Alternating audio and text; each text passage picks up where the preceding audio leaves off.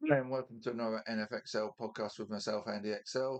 This will basically be part two of my Week 11 preview, but I'll just briefly go back to part one where I called the New England Patriots victory over the New York Jets by 27-14, but I had it as 27-13, so just missed the correct score there.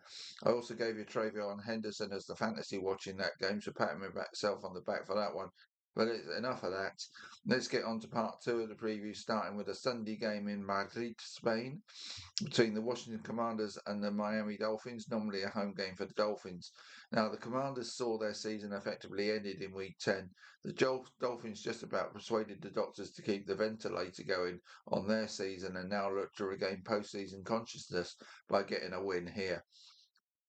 Now, in the games the Dolphins have won this season, they have had an effective ground game led by Devon Achane and Tua Tagovailoa, and has and have passed for two. He passed for two or more touchdowns in those games as well. And in a game where neither team has any great strengths, but the Commanders' injuries, including to quarterback Jaden Daniels, Terry McLaurin, keep going, and on the defensive secondary, Daron Payne being suspended, the list just goes on. It's greatly inhibiting them.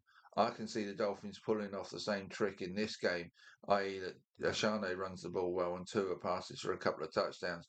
So I see Ashane and Jalen Waddle as the fantasy picks for the Dolphins, while Zach Ertz could have a nice game against the Dolphins for the Commanders. The Dolphins have been pretty good opponents for opposing tight ends this season. So they're my fantasy picks, but my pick to win the game are the Dolphins with a bit to spare by 31-20 as they seek to gain some momentum. And they've got a nice bit of schedule coming up, so just keep monitoring the Dolphins. That's all I'll say at this stage. Right, let's get on to the Sunday early slot across the pond, back in the USSA. Um, Carolina Panthers at the Atlanta Falcons. The Panthers are 5-5. The Falcons are 3-6. But for me, the Falcons are the better team of the two, and they need to prove that here to keep their slim postseason chances alive. The Panthers need a win to keep their outside shot at both the wildcard spot and the NFC South title from being diminished further. In week three, the Panthers rolled over the Falcons 30-0 when the Falcons only had 232 yards of offense, two interceptions, one being a pick six, and a fumble, which cost them dearly in that game. The Panthers' defense has been above average, certainly against the pass, but their offense has lent heavily on the run game and is likely to again here. The Falcons are mid-rank for both run and pass offense, but have been inefficient in the red zone, I should say, especially in the pass game, which could explain why their record does not reflect their overall play. The Panthers will need to run the ball well in this game, whereas the Falcons will have a more balanced offense, but may need to get in the end zone on the ground to win this one. And Tyler Algier may be key in that. He has 6 touchdowns on the ground this season, 5 in the 6 games since the Falcons met the Panthers in week 3. So he may well hold the key to this game. It looks like after that game, the Falcons have stood back and said, right, red zone work. Algier is better than Bijan Robinson powering it in. So we're going to go that route. And it's worked. So that could be key in this game. And as such, I'm going for the Falcons to win a low scoring affair here by 20-16. Right, the Tampa Bay Buccaneers at the Buffalo Bills, one of the games of the week this. After both teams lost in week 10, this game takes on extra significance for both in terms of being one they definitely don't want to lose. With the Pats beating the Jets on Thursday Night Football as expected, the Bills would fall 2.5 games back of them in the AFC East if they lose here. And they'll also fall back into the grasp of the Jags, Chiefs, and Steelers stroke Ravens in the wild card race too. Maybe Bengals included in that. A loss for the Bucks may end their chance of top seeding in the NFC, and also keep the door to the NFC South title open rather than potentially slamming it shut with a win here. After a horror show against Miami last week, the Bills' run offense and pass defense will need to get back to its best for them to get a badly needed win here. Tampa has seen its offense falter recently as the injuries to Mike Evans and Chris Godwin take their toll, and the run game was pretty much stalled without Bucky Irving. Baker Mayfield continues to try to carry the team on offense with the assistance of standout rookie Emeka Egbuka. Cade Otton's chipped in recently as well, but the load on those Mayfield and Egbuka is is too great for the Bucks to get wins right now, and they've got further issues on their O-line again this week as well. So the defence, and particularly the run defence, will need to be exceptional for them to beat the Bills without Godwin, Irving, Evans, the injuries on the O-line, etc. But the Bills should have too much offensive firepower for the depleted Bucks to handle here. So I'm taking the Bills to get the win, but without any standout performances fantasy-wise. I'll go for a score of 27-23 for the Bills. Houston Texans at the Tennessee Titans. The Titans are officially the worst team in the NFL and may want to hold on to that first overall pick that the other quarterback needy teams may well pay them for. You know, the Texans aren't going to go quarterback; they're going to roll with Cam Ward. So if they got the first overall pick, they may get a good price for it. The Texans kept their season alive with a huge comeback win last week, but simply have to have this one to keep in the race for a wildcard spot in the AFC. The Texans beat the Titans 26-zip in week 4 as CJ Stroud was efficient at quarterback. Woody Marks and Nick Chubb combined for 116 yards and a touchdown on the ground. Marks had another 50 yards and a touchdown receiving too. The Titans managed less than 200 yards on offense against this really good Texans defense. And we could see a similar outcome here. As Marks, Nico Collins, and the Houston defense dominate this game. So I'm going to take the Texans to run out easy winners here by 27-13. The Chicago Bears at the Minnesota Vikings. The Bears hold the final wild card in the NFC after week 10. The Vikings trail them by 2 games in that race, so a win for the Bears keeps them in that spot. A Vikings win would probably see them fall out of that spot and move the Vikings to within 1 game of them. So it's really pivotal, particularly for the Vikings, but also for the Bears potentially. A pattern is emerging re J.J. McCarthy at quarterback for the Vikings in his early games as their starter. He has struggled badly against good defenses like the Ravens and Chargers, but done okay in his other games. And with the Bears' defense and ball-hawking secondary ranking near bottom of the league for passing yardage and touchdowns conceded, but leading the league in picks, McCarthy needs to avoid those picks in this game for the Vikings to win. If he does, he'll have a big game passing.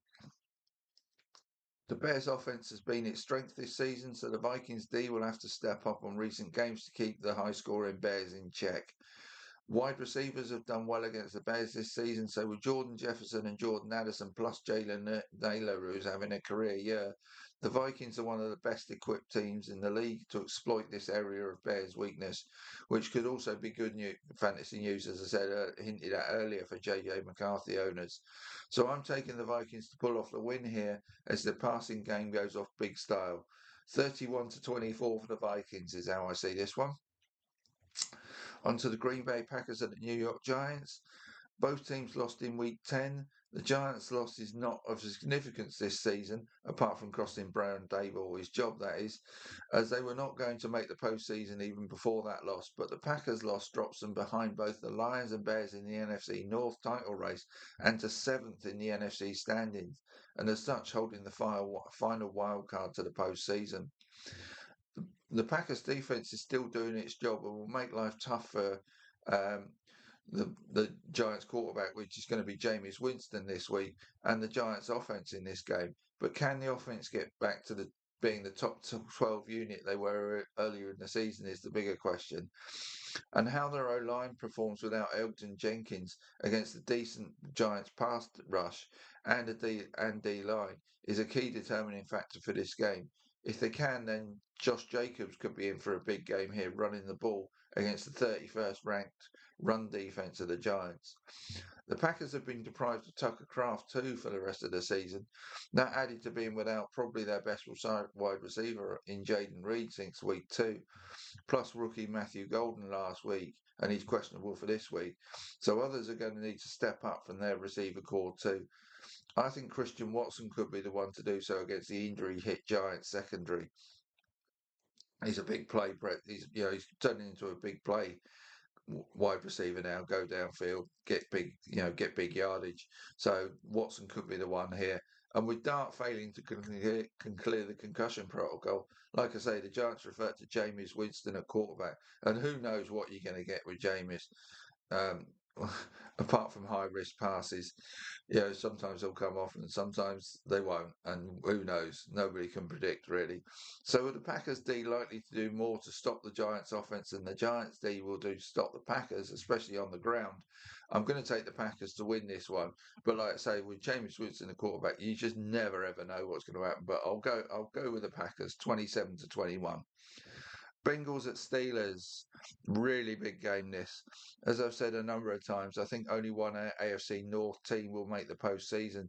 So this is a big game in deciding who that might be.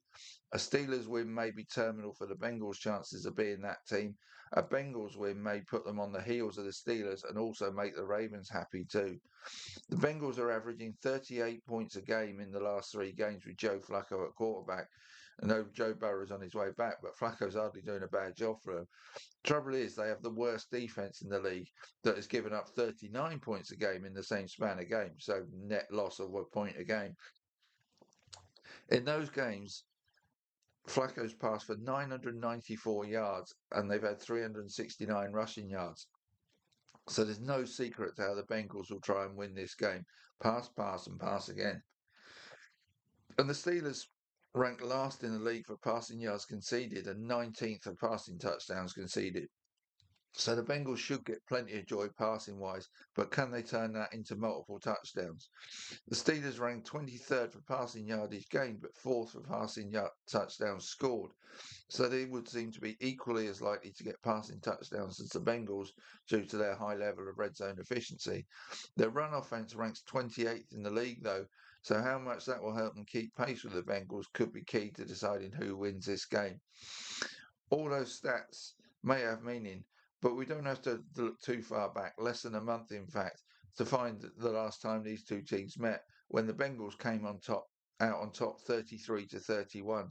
In that game, the two quarterbacks combined for 7 passing touchdowns, whilst neither team scored on the ground. So all the evidence points to another passing duel here between the combined octogenarian quarterbacks. I referred to it in another piece I've done this week as a game for the aged. Um, but both running backs had less than 100 yards in that previous game. So both running backs um, sorry, both running backs had 100 yards plus in that game. So both running backs are worth a look in fantasy, as are both quarterbacks. Jamar Chase, T. Higgins, Pat Freiermuth, all had big games in that one. If you've got any offensive player, really, they're worth starting in fantasy in this game because it looks like another shootout. Like I say, Back to the Future style, I can see all of that being repeated here. And if this is another shootout, the Bengals have the bigger guns at receiver, so they win again. So I'm going to take the Bengals by 34-27 this time. Right, Los Angeles Chargers at the Jacksonville Jaguars. This is a team, the Chargers, that look to have the qualities required to make the postseason, and a team, the Jaguars, that do not look good enough to do so, in my opinion.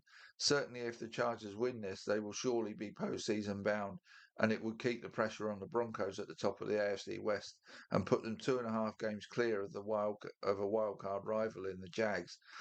As the Jags are surely only chasing a wild card spot, they cannot afford losses with the Chiefs, Ravens, and Texans waiting to pounce if they do. And like I say, you may even include the Bengals, stroke Steelers in that. Um, the Jags have been really strong against the run, but have allowed plenty in the passing game, where pretty much the only way they stop the opposing passing game is by intercepting them. Offensively, they're ranked 23rd for passing and 12th for rushing. So we'll look to the ground game to lead them on offense here, especially as the Chargers D ranks 4th against the pass and 16 against the run. The Chargers' 6th ranked passing offense looks set to dominate the Jags' pass defense, though. So for me, that will determine this game as the Chargers get the win and Justin Herbert puts up big numbers again. The only way that would not happen is if the Jags pass rush adds to the 33 sacks Herbert has already been on the end of. But the Jags are not one of the ones that have one of the most dominant pass rushing units in the league. So I am going to take the Chargers to win this by 27-20. Right, that will wrap up part 2 before I get on to part 3 where we'll start looking at the Sunday late games. So that's my thoughts on the earlier part of Sunday's action. Enjoy the games. See you soon.